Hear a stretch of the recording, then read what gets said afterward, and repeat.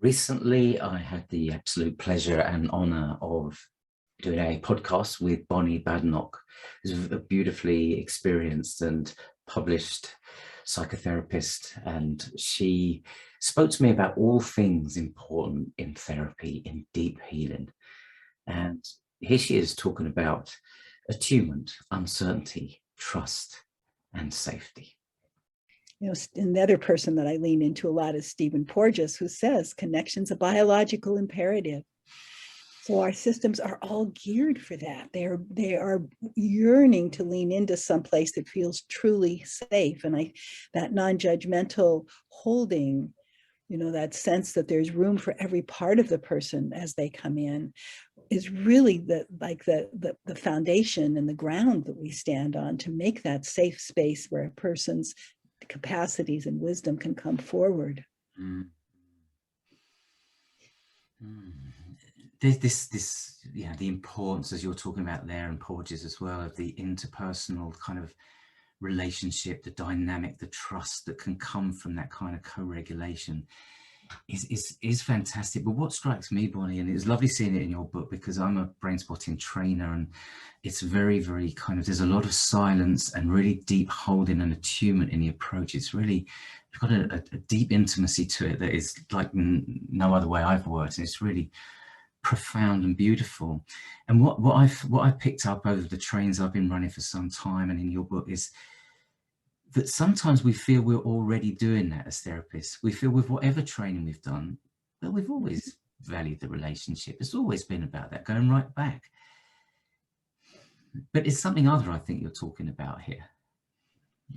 Yeah, it's because like the first day of grad school, they talk about the importance of the relationship, but then spend the next 2, 3, 5 years developing protocols. And so people can so easily get stuck in the protocol. This is the next step, and this is the assessment, and this is an anxious person, and so I need to do this piece or that piece. That again, all of that kind of thing shifts us back into this left hemisphere and puts us in the position of being the expert and the one in control. And that just breaks down safety right away, because I'm not just open to this person as they are right now. I mean, this is not easy stuff. This cultivation of non-judgmental awareness with no agenda is a very countercultural place in Western society, because we have this tendency instead to move in and want to make things that really diminish individuality. Like if you're anxious and you do these 5 things, that should reduce your anxiety. But the truth is, everybody's anxiety is different. So the minute we begin to leave the individual and go toward the more algorithm or protocol or intervention kind of place, we're already diminishing, to some degree anyway, the safety in the room, and also the real respect for this person as an individual who will reveal themselves to us if they feel, again, safe and not boxed in by certain ways of doing things. Now, I know you practice brain spotting that way. You don't practice it as a protocol, but as a doorway, I think, from what I understand, like a portal into the inner world and into the places where trauma is lurking and needing support and needing care and all of that. That's very different than coming in as the expert and saying, now we do this, and now we do that, and now we do that. And I know better than you what you need. Absolutely. I mean, you hit the nail on the head. Yeah, I think the thing that we kind of try and value and hold on to, probably as the central pillar of brainspotting therapy, is the uncertainty principle.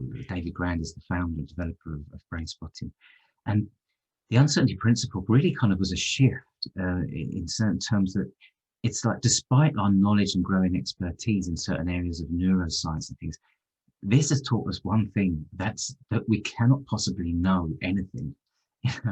And it takes a great kind of leap of faith and courage as, let's say, therapists of whatever ilk, to be able to occupy that position and not feel redundant, helpless, disengaged, or even dissociated from what our clients want. But what I'm hearing you saying, and I understand it in a way that as soon as you're meeting somebody, you're setting the frame around the work and the potentiality of what can happen in the interpersonal dynamic. And if you're setting that frame from the outset that, oh, you need 6 sessions for this, we will get rid of this OCD.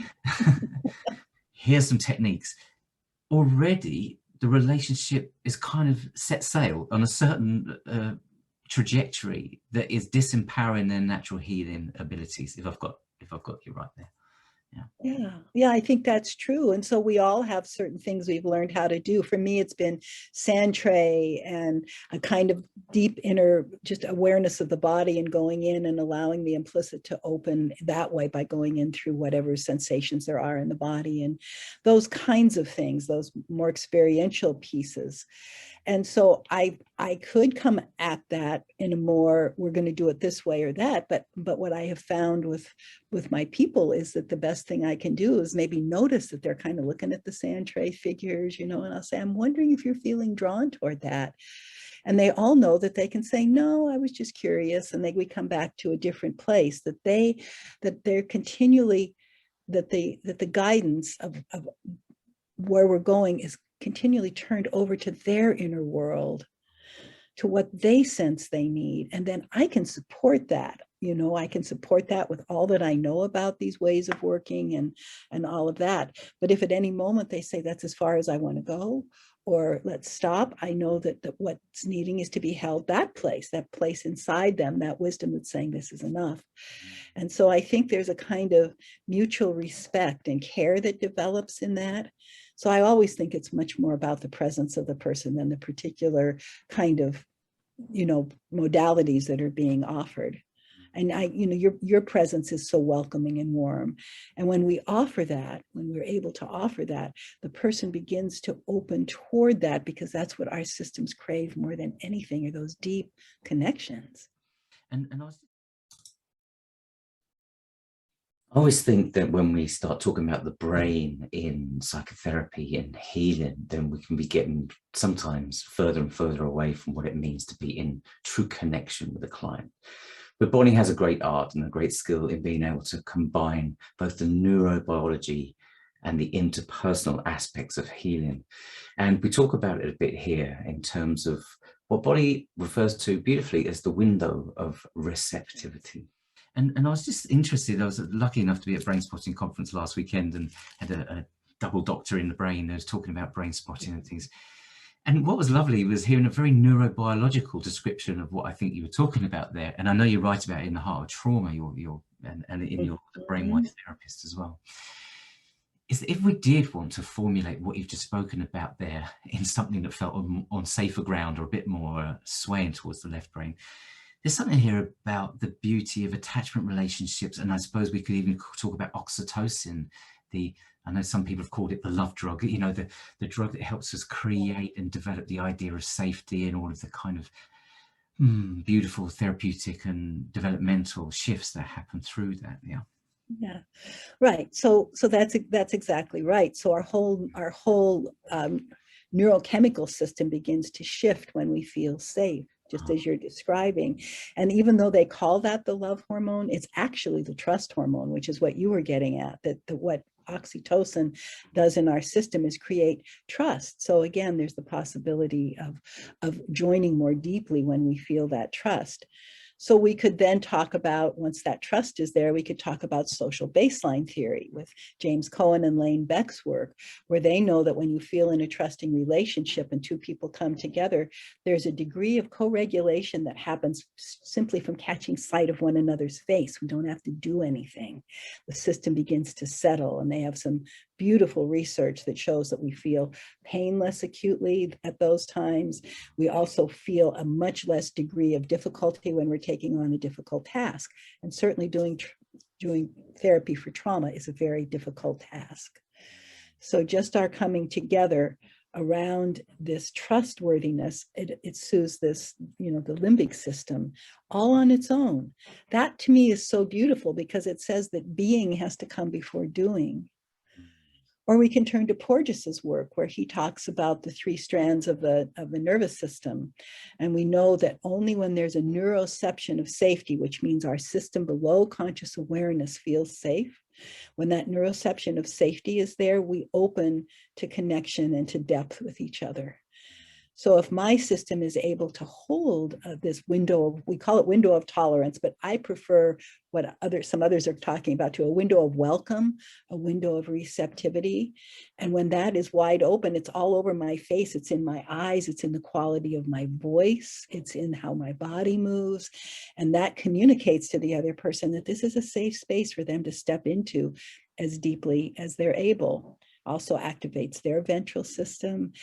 So we could go through about every single neurobiological system in the body and get the sense of how much the inherent health begins to come online when we offer that safe space.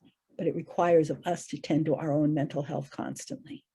Yeah. But our training. In this next excerpt, Bonnie and I are talking about talking therapy, or whether the two can actually be in conflict with each other. And we're talking about the kind of work Bonnie may use in her beautiful sand tray work, and also in brain spotting. And here's what she has to say about how sometimes therapy is more than words can say. Yeah. But our training does not support this well, even though there's lip service given to the relationship matters. That isn't what happens in most of the training, at least that I hear about. Mm. So I agree, and I know you train a lot of people in your specialism, and in my trainings as well. It's sometimes so evident that perhaps not until people have really been trained into something that's so interpersonal in an approach like the work that you teach and in the brain spotting I do, that there's a sense of when you really have connected with somebody, they don't just feel it. This is the moving to from the I to the we again. yes, You as therapists as well, you feel it, and over time, as I've got more and more into really understanding and working into that depth of interpersonal work, and what the brain spotting has shown me is everything in my client is in me. And when I really turn my attention inwards, I can feel it. You know, it may be perhaps not as amplified as they're feeling it, but it's all there in my body for me if I'm willing to accept it and to use it in our work. right. Right, and to attend to it, because again, if we're mostly left shifted, we're going to be listening to their words more than anything, and everything else will be kind of suppressed and out of the way, unless it gets really big and we can't ignore it. But in general, we as orient. So one of the things we talk about early on in the trainings we do is that what we're trying to do is shift the plate of working memory, which is what we're consciously aware of, which can only be 7 to 9 things at a time about. Everything else is happening behind the scenes. We could talk about that for about 3 weeks, and the feeling of how little we're actually conscious of. But still, if I'm more in my left hemisphere, probably all 9 spaces on my plate of working memory are going to come from listening to your words. But if I can gradually become more aware of my own body and become aware of my belly brain, become aware of my heart brain, become aware of my muscles, become aware of my nervous system, so that I am sensitive to that, then we can begin to shift the plate of working memory so that maybe 4 or 5 pieces are related to words, but the other part is really we're tracking body to body. And that helps keep us in our right hemisphere connection with our clients, and also gives us a wealth of information about what's happening for them.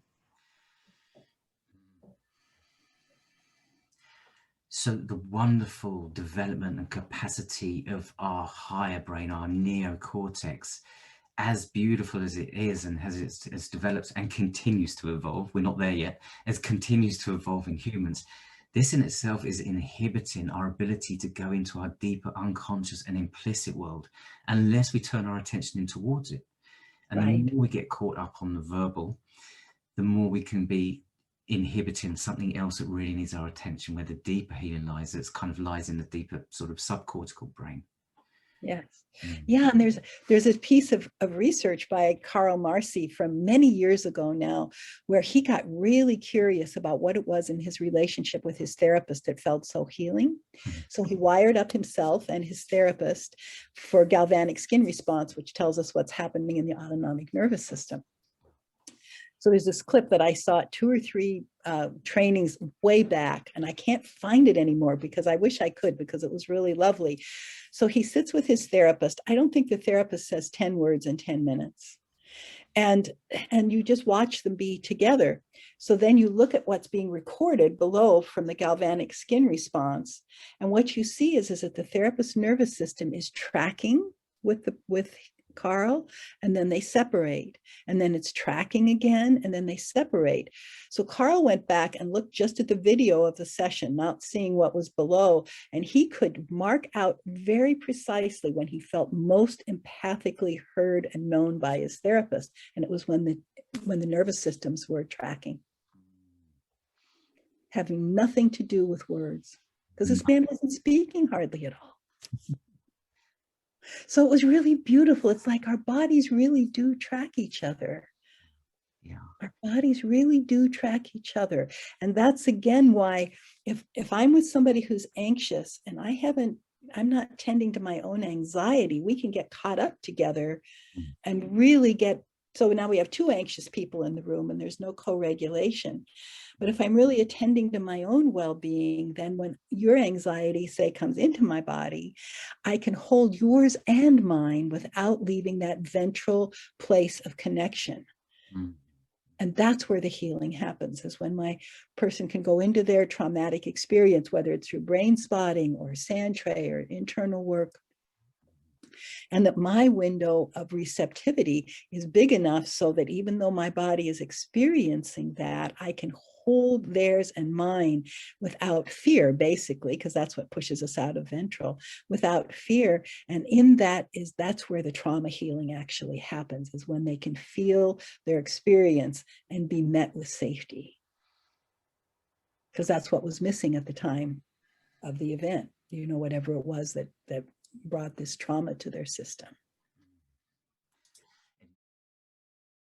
It was Carl Jung that once said, know all the theories, master all the techniques, but as you touch a human soul, be just another human soul. And in therapy, in this next section, I think it's beautiful how Bonnie's saying, just be human beings together. And beauty, resource as a word is often got, I think, abused and misused over the time in our profession as some kind of auxiliary bolt-on thing. Here's a thing to resource, breathe deeply or do a press up, or but everything you said there, this is actually deep in essential resourcing, isn't it? And when we talk about windows of tolerance or windows of resilience or windows of acceptance, or I can't remember the other lovely words you used about windows. The co-regulation is expanding our windows in that way, because we're kind of getting this internalized relationship with other, and this is, from a scientific perspective, releasing things like dopamine and giving us a sense of safety even when we're feeling a sense of threat, so we can kind of hold, not either or, but we can kind of co-regulate and hold this coherence really between what may feel activated and what may feel calming and resourcing. Exactly. And so then my window is big enough to hold me and you again, even though so I do want to, because this can sound really daunting, like we somehow have to do this all the time. My neighbor's turning on his blower. I'm going to close my window here so that it's not so loud. So we can sometimes feel like, oh gosh, I've got to be in this state all the time, which is not a human possibility. So it's so important we also hold somewhere in our system the idea of Ed Tronick's work, where he says that in all human relationships, really, because he saw it with children, but that it's really who we are as human beings, we get our connection right on the first try about 33% of the time, and all the rest is ruptures and repairs. So even if you think about that place where the nervous system is tracking, and then it isn't tracking, and then it's tracking again, that's what it is. It's like, I got it, oh, rupture, oh, look, repair, we're back together. That happens second by second, moment by moment, in every relationship we're having all the time. But as long as we keep coming back into the connection, it's this sense that someone will always return that actually builds resilience in us and a sense of safety. So ruptures and repairs really are these beautiful things that give us the reassurance that someone will always come back. That's secure attachment. It's not the times the parent gets it right on the first try. It's the ruptures followed by the repairs that creates the security. Yeah, that's so lovely and takes so much pressure off every parent in the world right there, and every therapist. And every therapist. I'd like to thank the person in the garden next doing the blower thing, because as I was feeling so connected to you, and when you got up to shut the window, I just felt part of me drop. It's like I couldn't see your face anymore, and I just thought, that's right. Oh, yeah, you came back and suddenly I was like, oh, she's back. And it's that lovely, yeah, without the ruptures, there aren't going to be the repairs. And this is where the deep healing happens. And so often we're all right, it's positive framing, but it needs to be, I think, so often in our work, especially those with more complex histories that have had so many ruptures and so few repairs. That's this right. will continue to have to be played out in our work together. It's not a problem when we have these ruptures with our clients. This is an opportunity. This is them showing us. It's like a part coming up saying, I need to be healed now. I feel abandoned and rejected. What are you going to do with this? Yes. And it's just beautiful to be freed up from the pressure of having to fix that, but actually realizing that that isn't what we're trying to get around. That is the work itself, isn't it? That's right. That's right. So we don't need to, the left hemisphere tells us we have to get better and better and better at something. And the right hemisphere says, how about if we just be human beings here together with all the beauty and care we have to offer each other, and also with all the ways that we stumble all the time. What about, the humility of that is so relieving. And I think because I'm a little old lady now, I've had lots of years to be shown about humility, about what it is really to be a human being, with all the things I've messed up and all the repairs that have been made and everything. And to me, at this point, it's pretty relaxing to say, oh, there's a rupture, like, oh, let's be with that together, I'm so sorry I scared you. I hope you've enjoyed these excerpts, and if you would like to see the full interview, then please go to my Awe in Trauma podcast. All the details you can find below. Thank you for listening.